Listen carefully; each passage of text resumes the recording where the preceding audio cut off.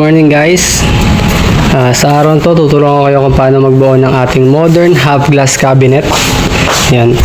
As you can see guys, makikita nyo na hiniwalay na natin yung bawat parts ng ating half glass. Simula dito sa ating baseboard. Yan, makikita nyo yung ating baseboard. Dapat ganyan yung pagkakatayo niya. Manipis yung sa taas. Then, pagdating sa baba is yung makapal. Yan, ito yung ating roof. Roof ng ating half glass. Yung 3 shelves niya. Ito. Then, yung sa sahig niya. At yung sa pangalawang layer ng ating sahig. Yan, makikita niyo yung pinagkaiba ng sa roof.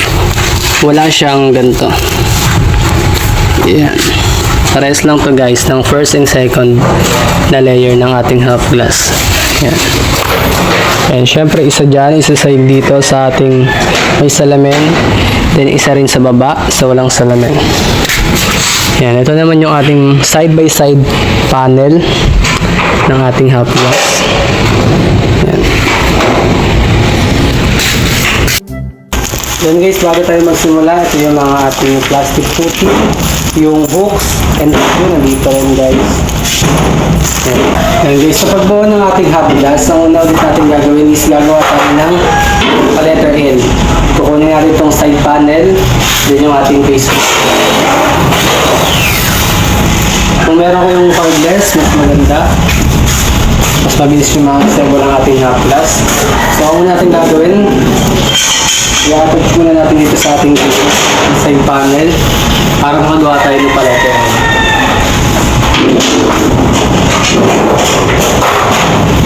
Make sure guys na talaga na itong mga nasalpakan dito is pataas dapat. Ayan, makikita yung difference. Ito yung sa baba. Then ito naman yung taas.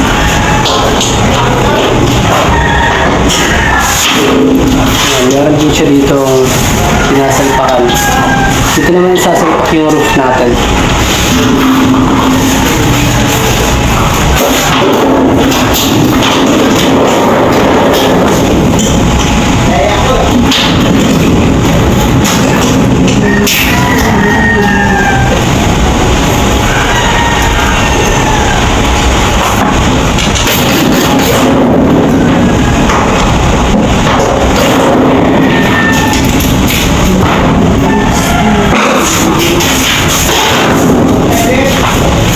Sa pagsalpak ng panel natin guys, ang lalagyan lang natin muna is yung sa gitna, sa gitnang screw, tsaka sa baba.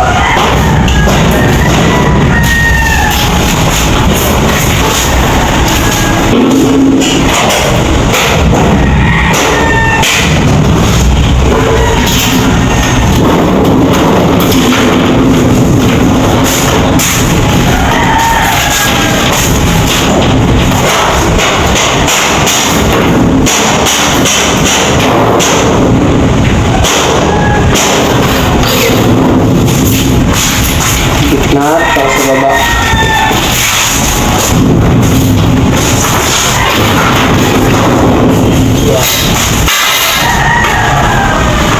Pag ganyan guys, itayo na natin siya. Lapit natin. Yan, makikita niyo yung ating mga screw. Then ito yung sinasabi ko na dapat pataas siya. Kasi din natin i-attach yung mga shelves na ito, yung pang sa flooring niya. Ito naman sa taas. Ito naman natin isasalpak yung roof niya. Ayan.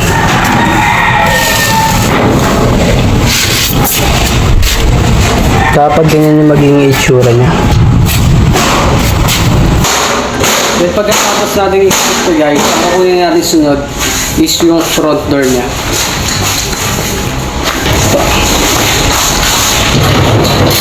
So pagkakabit na ito guys, papasok nyo lang siya. Makikita nyo na merong mga parts dito na maglalak. Papasok. Hinari nyo lang siya pag gano'n, paatras. Kailangan palitan. Palitan nyo. hawak dito. Tsaka nyo siya hilain. Yan, para mag-lock. Pagdating sa baba, pwede nyo buksan itong pintuan na to. Hawak sa taas. Hindi na. And after nyo siyang makabit, magpaganyan. Ang sunod nyo ng kukunin, yung para sa sahig niya. So, yan. Ito yung ikakabit nyo sa baba, then tsaka dito sa pangalawa. Ito yung palatandaan, guys. Unahin nyo munang ikabit yung sa baba.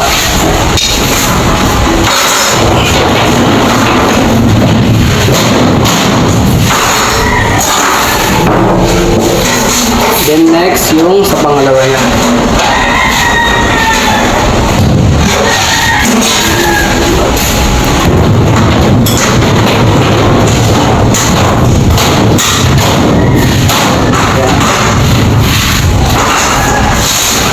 As you can see guys, nakikita nyo nakasalpak na yung ating mga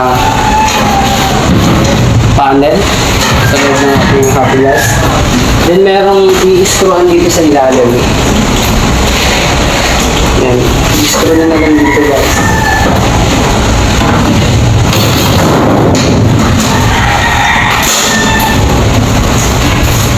Yan. After nyo siyang makabit, sa baba, sa taas, tsaka nyo ngayon ikakabit itong roof niya. Ang pagkabit na ito guys, yan sa taas, ipapatong nyo rito sa bawah. Pang sa kanya, then, diba? Tulak mo baba, para mag-lock. Tsaka nyo siya i-screw.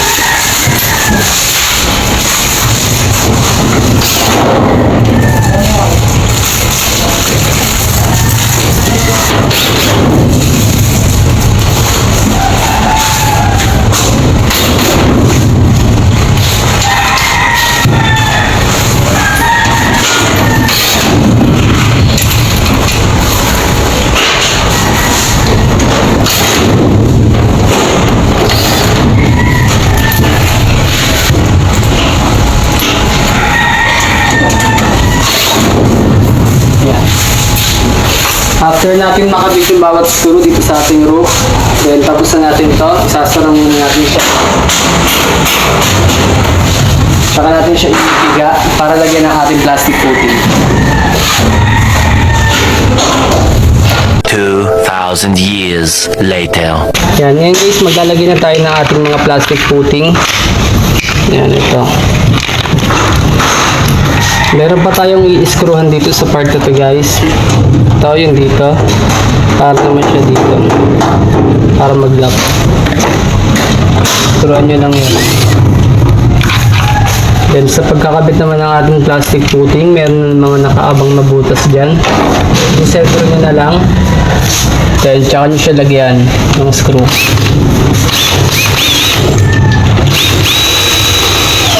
Yan.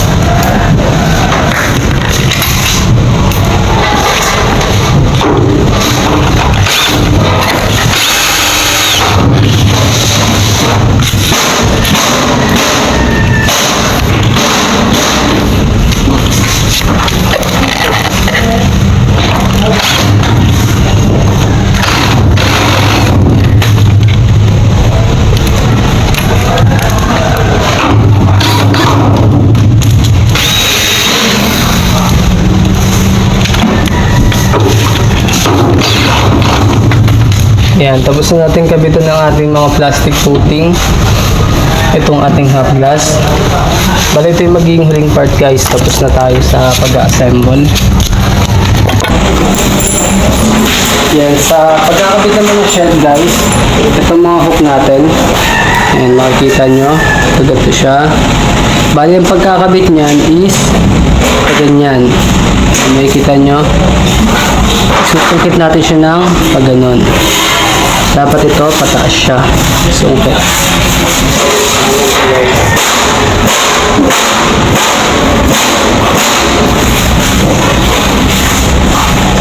Sungkit. Yan.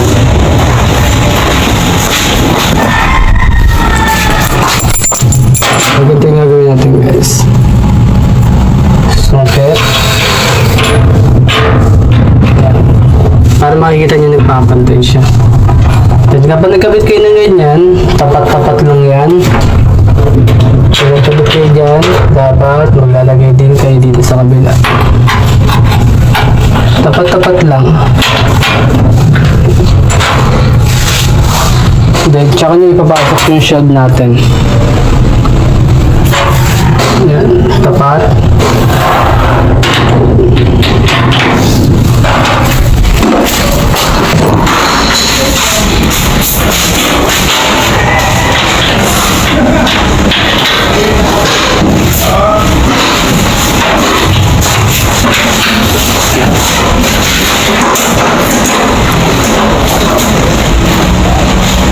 Ipasok yung shield ka. Slanting. Pahandaan nyo siya.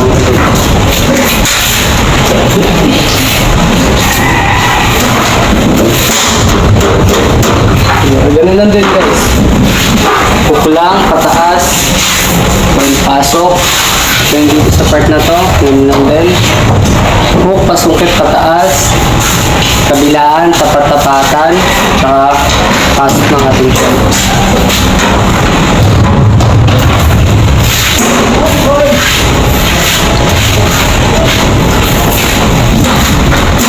Sige.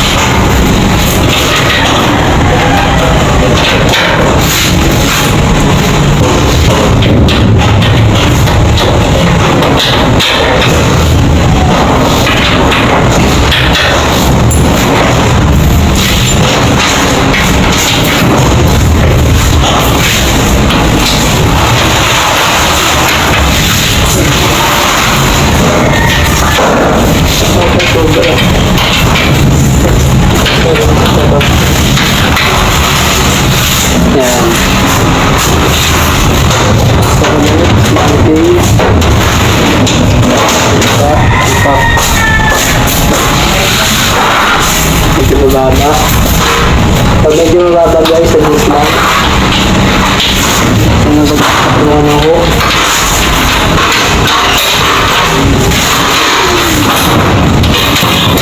Ito na kita.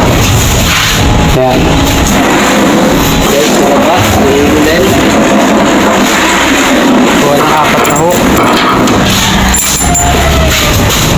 Ganito. Gitna. Tapat-tapat.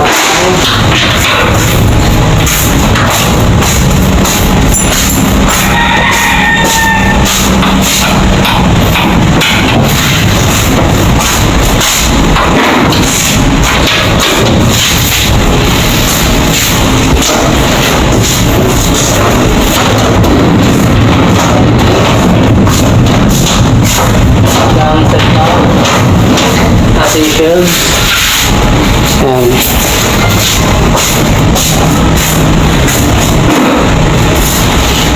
Ayan yun na guys. Tapos na ang ating half glass. Ayan, napakaganda. Napakatibay.